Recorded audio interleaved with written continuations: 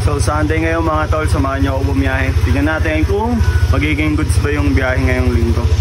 Time check tayo, 4:58, alas 5 start natin. Online na tayo mga tol. Pero verification muna tayo.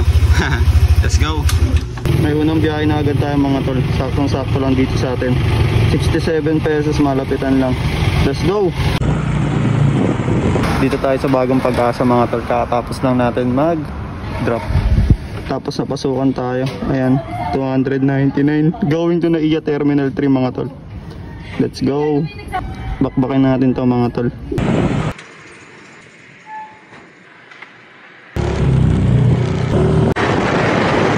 Dito ako sa NAIA mga tol. 30 minutes lang pala biyahe. Mula Bagong Pag-asa hanggang NAIA Terminal 3. Port booking natin mga tol. Dito tayo sa Guadalupe. Dito tayo ng BGC. Kagagaling lang natin ng Pasay sa NAIA. Tapos nakarating tayo dito sa Guada. Tapos Guada going to Taguig tayo. Let's go.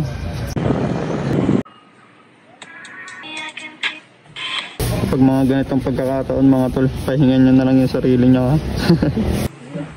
Ay na po.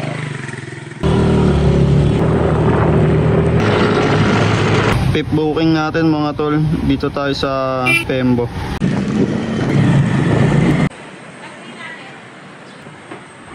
Let's go.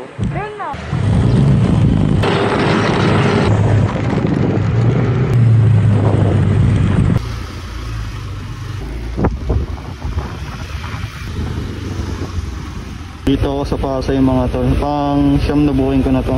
Kanina kasi may nag-book sa akin dito sa likod nito. Balik ina-cancel kasi ang sabi, siya daw bahala sa akin.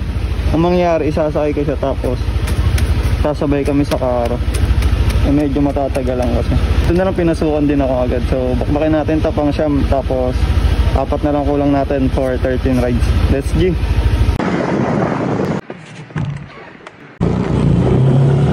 Dito tayo sa Makati mga tol. Time check 9:05. Na-hit na natin yung 10 bookings. So meron na tayo yung 50 pesos. Tatlo na lang, may 100 na tayo. Hanggang 13 lang naman tayo eh.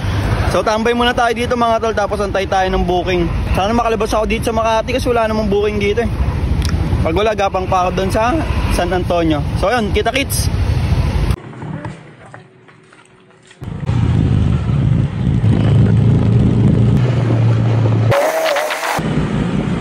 Update tayo mga tol, nag-offline na ako. Bali, anong oras na? 9:56 and meron na tayo 957 pesos mga tol. Tapos, ay gagi, ba yan? Meron na tayong 13 bookings mga tol. Nag-start tayo kanina ng 5:02, natapos tayo ng 9:42. So sa 13 bookings na yan mga tol, meron tayong 100 pesos. Ayan. Bali nandito kasi ako sa Pasay, di na ako kukuha ng booking kasi di ako pinasukan. Pero pinasukan sana ako, babakbak pa ako.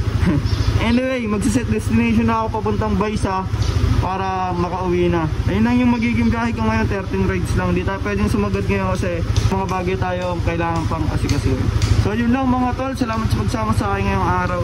Ride safe and grind well.